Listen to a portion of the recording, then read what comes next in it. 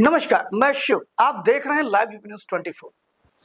आप में से बहुतों को यह समस्या होगी कि बेटा और बेटी खूबसूरत नहीं है, यानी कि उनके रंग सांवले, नाक लंबी, चेहरे पे कोई प्रॉब्लम है, झइया है, गाल प्रॉपर उठे नहीं है। ऐसी बहुत सी समस्याएं होती हैं जब हम विवाह करने के लिए जाते हैं अपनी बेटियों का, और तब विवाह में अड़चने आती हैं। इसी के साथ मोटापा भी एक बहुत बड़ी समस्या है, जिसकी वजह से भी शादियों में भी दिक्कत आती है और व्यक्ति के अनेक प्रकार के रोगों का सामना करना पड़ता है। क्या आप भी चाहते हैं कि इन सारी समस्याओं से आपको निजात मिले, और इससे निजात कैसे मिल सकती है? कहां पर ऐसे अच्छे डॉक्टर हैं जो इन सारी चीजों का इलाज आसानी से कर सकते हैं, कम पैसे में कर सकते हैं? इन्हीं सारे विषयों पर हम बात करेंगे आज एक स्किन विशेषज्ञ यानी कि त्वचा रोग विशेषज्ञ, कॉस्मेटिक, इसके अलावा वेट लॉस, ऐसी बहुत सी डिग्रियों के साथ लखनऊ के अंदर प्रैक्टिस कर रही है डॉक्टर सिपिका जायसवाल। हम सिपिका जायसवाल से आज जानेंगे कि अगर हमारे बेटे बेटियों में या हमारी उम्र में कोई फर्क लाना हो तो हम कैसे काम कर सकते हैं। त्वचा रोग से संबंधित और भी विषयों पर हम बात करेंगे।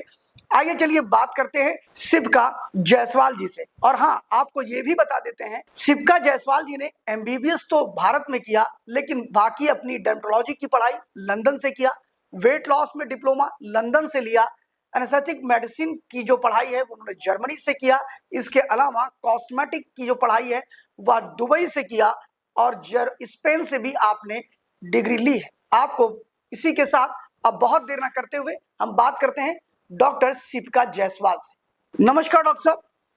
डॉक्टर सिपिका, आपका स्वागत है लाइव यूपी न्यूज 24 के कार्यक्रम में। डॉक्टर सिपिका, अगर हम बात करें कि आप एक डर्मेटोलॉजिस्ट के रूप में आपने बाहर जाकर के लंदन में पढ़ाई की, और हम देख रहे हैं कि वेट लॉस से लेके तमाम ऐसे डिप्लोमा और डिग्रियां आपने भारत से बाहर जाकर के लिया, तो आखिर ऐसा क्यों किया? क्या भारत में इसकी सुविधा नहीं थी? एमबीबीएस के बाद मैंने डिप्लोमा किया डर्मेटोलॉजी में, जो कि लंदन से था। फिर मैंने वेट लॉस भी डिप्लोमा जो है लंदन से ही किया है।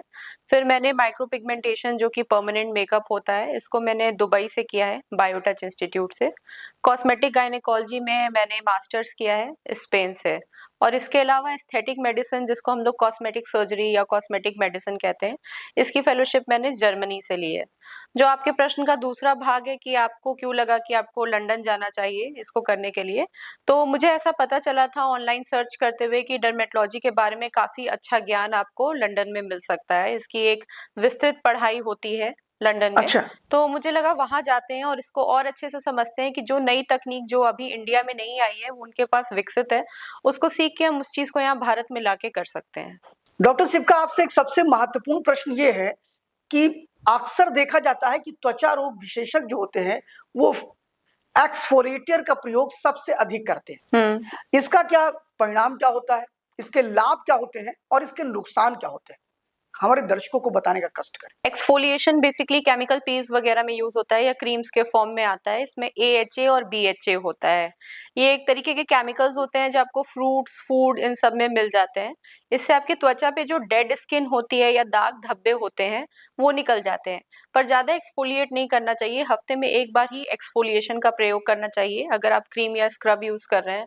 और अगर आपके डर्मेटोलॉजिस्ट कर रहे हैं तो महीने में आपको एक बार ही एक्सफोलिएट करते हैं। डॉक्टर सिपिका, अगर हम बात करें तो किसी भी व्यक्ति को खूबसूरत बनाने में आपका क्या रोल है, यानी स्किन स्पेशलिस्ट के रूप में आप क्या करती हैं? जी, 2 तरीके होते हैं इसमें खूबसूरती बढ़ाने के लिए। अगर हम सिर्फ त्वचा या फेस की बात करते हैं तो एक तो इसमें लेज़र टेक्निक होता है, जिससे आपके चेहरे के दाग धब्बे या झुर्रियाँ वगैरह हैं, उसको कंट्रोल किया जा सकता है। या फिर अगर आपके चेहरे की स्किन कलर कम है, जैसे काली है या सांवली है, और आप गोरापन चाहते हो, तो उसके लिए लेज़र टोनिंग की यूज़ की जाती है। तो उसमें हमें ये देखना होता है कि कस्टमर को ये देखना होता है कि ये जो आपके लेज़र्स हैं, जी जी। उस पे FDA और CE का मार्क है कि नहीं। अगर वो FDA यानी फूड और ड्रग एडमिनिस्ट्रेशन से क्लियर है, तो यानी कि वो आपकी त्वचा के लिए सेफ है। अगर उस पे CE मार्क है, तो मतलब वो यूरोप से क्लियर है। तो ये दोनों आपको देखने की जरूरत है। अगर आप ऐसे लेजर से करवा रहे हैं जिसमें ये दोनों मार्क नहीं है, तो उससे आपकी त्वचा में काफी नुकसान हो सकता है। दूसरा, एक नई टेक्निक आई है जिसमें IV या IM ग्लूटाथियोन देते हैं। आपने सुना होगा ड्रिप से गोरापन करते हैं या इंजेक्शन से गोरापन करते हैं। इसमें ये देखना होगा कि आप जिस डॉक्टर से करवा रहे हैं वो स्किल्ड और पढ़ा लिखा डॉक्टर है कि नहीं। आप एक प्रॉपर डर्मेटोलॉजिस्ट या कॉस्मेटोलॉजिस्ट से ये काम करवाएं। उसके साथ ही जो भी आप ब्रांड लगवा रहे हैं उसके बारे में आप देखें, समझें कि वो क्या है। उसपे भी मार्किंग्स होती हैं, जैसे आईएसआई की, सीई की, ठीक है? अगर उसके आपके सप्लीमेंट्स दिए जा रहे हैं तो उसपे एफएसएसएआई का लोगो होगा। ये सब देखने के बाद ही आप उसके लिए आगे प्रोसीड करें। डॉक्टर, मैं आपसे पूछना चाहता हूं कि अगर मेरी बहन, बेटी, उनका अगर रंग थोड़ा ज्यादा सांवला है, शादी नहीं हो रही है, उन्हें समस्याएं आ रही हैं, तो क्या उसके लिए भी आपके पास कोई उपाय है? क्या ऐसी कुछ थेरेपीज आपने की हैं? जी, हो सकती है, पर एक चीज़ आपको ध्यान में रखने की ये ज़रूरत है कि ये टेम्परेरी है, ये परमानेंट नहीं होता। 1 साल का मोस्टली इसमें रहता है समय कि अगर आपने आईवी या आईएम ग्लूटाथियोन कराया है तो 1 साल तक वो काम करेगा। 6 महीने या 1 साल बाद आपको इसका मेंटेनेंस थेरेपी लेना होता है, साबुन, क्रीमों या ओरल सप्लीमेंट्स के द्वारा, या आप ड्रिप या आईएम इंजेक्शंस लगवा के भी इसका टॉप अप करा सकते हैं। डॉक्टर सिप्का, ये मुहासे जो होते हैं, क्या इसकी थेरेपी भी घर पे भी उपचार इसका किया जा सकता है? और ये मुहासे क्यों होते हैं? और क्या इसका उपचार आपके पास क्या है और घरेलू उपचार इसका क्या हो सकता है? सबसे पहले स्किन क्लिनिक में अगर कोई ऐसा पेशेंट आता है जिसको मुहासे हैं तो हम उसे फेस वॉश बताते हैं, क्या खाना चाहिए, क्या नहीं खाना चाहिए, ये सब बताते हैं। तेली चीज़ों से दूर रखिए, स्पाइसी फूड ज़्यादा मत लीजिए। इसके अलावा स्किन की क्लीयरेंस यानी उसको साफ रखना बहुत ज़्यादा ज़रूरी है। तो फेस वॉश प्रॉपर्ली 2 टाइम करें, फालतू में चेहरे को ना छुएँ, एक साफ तौलिए का यूज़ करें, उसमें जो आपके डर्मेटोलॉजिस्ट ने क्रीम्स दिए हैं वो सब लगवाएँ। इसके अलावा अगर आपको बहुत ज़्यादा पिंपल्स हैं तो उसके लिए हम लेज़र, केमिकल पील्स और इंजेक्शन वगैरह कर सकते हैं। घर में अगर आपको करना है, आपको जी, जी। अफोर्डेबिलिटी इश्यू है, आप सीधे डॉक्टर के पास नहीं जा सकते, तो पहले तो आप अपना खान-पान एकदम साफ रखें, पानी 3-4 लीटर ज़रूर पिएँ दिन भर में।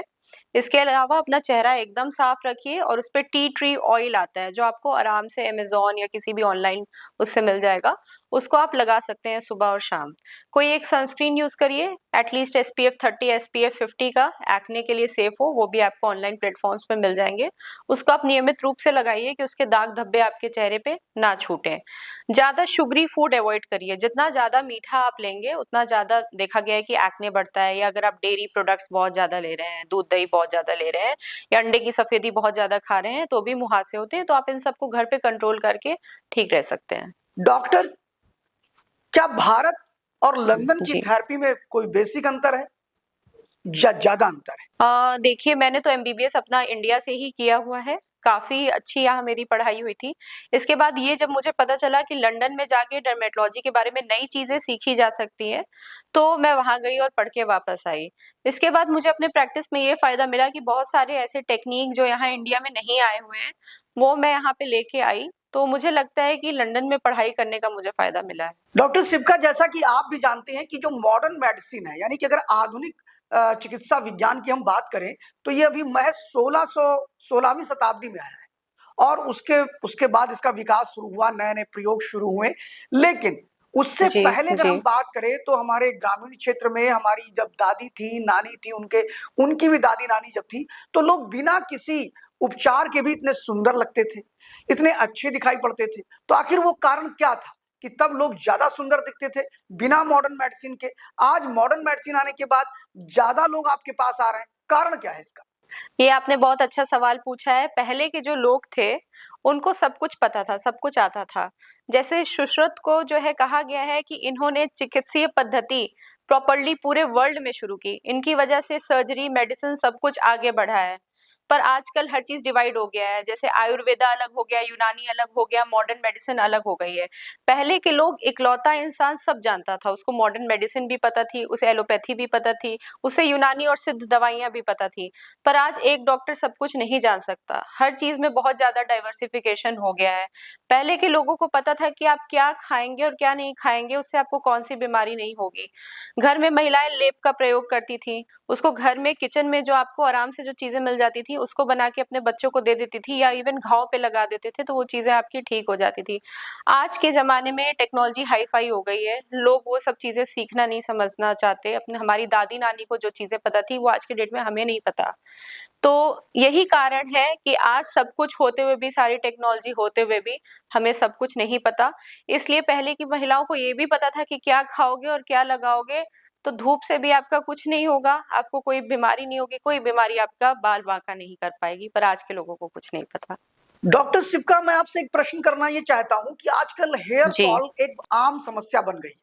जिसको देखो वो हेयर फॉल की समस्या लेके आ रहा है, कहीं उसके पक्के बाल की भी समस्याएं आ रही हैं।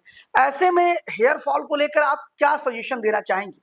इसके लिए प्रिकॉशन क्या कर सकते हैं, कौन सी सावधानी रख सकते हैं, जी। हेयर फॉल ना हो इसके लिए क्या कर सकते हैं, और जिनका हो गया है उनका भी ट्रीटमेंट है क्या आपके पास? हाँ, ये बहुत अच्छा सवाल है। पहले के लोगों में इतना हेयर फॉल नहीं होता था और आज हेयर फॉल ऐसा क्यों है? लाइफ़स्टाइल मैनेजमेंट सबसे खराब है इस वक़्त लोगों में। लोग कभी भी सो के उठते हैं, कुछ भी खाते हैं। जैसे कि आपने बताया मिठाई की दुकान हर जगह उपलब्ध है, निकलते ही हमें कोई अच्छा मीठा दिखा हम जाके उसे खा लेंगे। शुगर फ्री है कि या शुगर है इससे भी हमें कोई लेना-देना नहीं है। डाइहाइड्रोटेस्टोस्टेरोन जब बहुत ज़्यादा हो जाता है तो आपका बाल गिरना शुरू हो जाता है। अब वो हार्मोन आपके खान-पान और लाइफ़स्टाइल से गड़बड़ा रहा है। पहले के लोग 4-5 बजे सो के उठ जाते थे। एक विस्तृत दायरा था जिसमें वो सोते थे, बढ़िया खाते थे। आज की डेट में हम लोग कुछ भी खाते हैं, तो हमारा हेयर फॉल होना लाज़मी है। दूसरा हम जो शैम्पू, जो ऑयल, जो कुछ भी आजकल यूज़ करते हैं, वो सब अच्छा। केमिकल लेडेन होता है। कोई भी चीज़ आजकल केमिकल फ्री नहीं है। अगर किसी चीज़ पे लिखा है केमिकल फ्री, तो भी वो 100% केमिकल फ्री नहीं है। तो उससे बाल गिरना तो लाज़मी है, बीमारियाँ होना आजकल लाज़मी है। और ये बात सच है जब हमारी नानी-दादी हुआ करती थी, उनको खुद घर में ऐसी चीज़ें बनाने आती थी जिसको अगर वो आपके सिर पे लगा दें या चेहरे पे लगा दें, तो आपकी समस्याएँ खत्म हो जाती थी। पर आज के डेट में उतनी साफ चीज़ें, ऑर्गेनिक चीज़ें आपको नहीं मिल सकती हैं। दूसरा जो आपने बोला कि न्यूट्रिशन आजकल हर जगह है, तो लोगों को पता है कि जैसे प्रोटीन ले लो, पर किस तरीके का प्रोटीन ले लो इसके बारे में किसी को पता नहीं। आजकल तमाम तरीके के प्रोटीन है, whey protein, P protein, brown rice protein, तो उनको इस चीज़ की भी गाइडेंस चाहिए कि उनको क्या खाना है, क्या नहीं खाना, जो कि हमें नहीं पता है। एक पीसीओडी की महिला को जिसके बाल गिर रहे हैं, डॉक्टर बोल देते हैं जाइए आप प्रोटीन खाइए। पर ऐसा हो सकता है कि वो डेयरी रेजिस्टेंट प्रोटीन हो पीसीओडी हो और वो जाके दूध पिए और वो सोचे कि मैं तो प्रोटीन ले रही हूँ और उससे उसके बाल और ज़्यादा गिरने लगे। तो हमें इसकी भी गाइडेंस देने की ज़रूरत है कि आखिर किस तरीके का प्रोटीन लें, क्या खाना खाएँ जिससे आप सही रहें। डॉक्टर शिव का जो ये बाल हेयरिंग जो गिरती है, इसको लेकर के कोई चेकअप भी आप कराते हैं? ताकि लोगों को इसको लेकर के कुछ जानकारी दे सकें आप? हाँ, पहले हम पेशेंट से सुबह से रात का खान-पान सब पूछते हैं, क्या उसकी दवाइयाँ चल रही हैं, ये पूछते हैं और ये जानने की कोशिश करते हैं उसे किसी चीज़ से एलर्जी तो नहीं है। उसके बाद हम उसे एक विस्तृत डाइट प्लान देते हैं, साथ में उसका ब्लड टेस्ट कराते हैं कि क्या चीज़ों की कमी हो सकती है उसके खान-पान सुन के, उन्हीं चीज़ों का हम लोग टेस्ट लिखते हैं। उसके बाद जब रिपोर्ट्स आती है तो उसके हिसाब से उसको खान-पान बताते हैं, उसकी दवाइयाँ बताते हैं और उस पे काम करते हैं, तो हेयर लॉस या कोई भी बीमारी हो, वो कंट्रोल में आ जाती है।